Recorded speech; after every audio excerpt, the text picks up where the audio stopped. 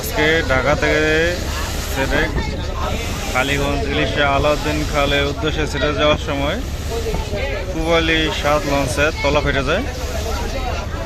তো পূবালী 7 লঞ্চটি নিরাপদে সাইডে নোংর করে। তো দেখতে পাচ্ছেন পূবালী 7 লঞ্চটি যাত্রী নেওয়ার জন্য অন্য একটি নৌযান আসছে।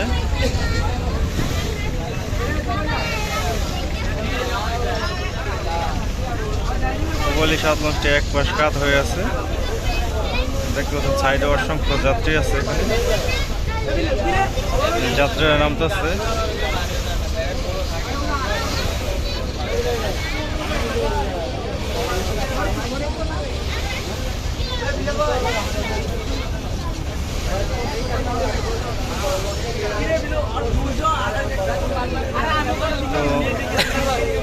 এমবি অথই এক লঞ্চটি আসছে পূবালী 7 যাত্রী নিতে।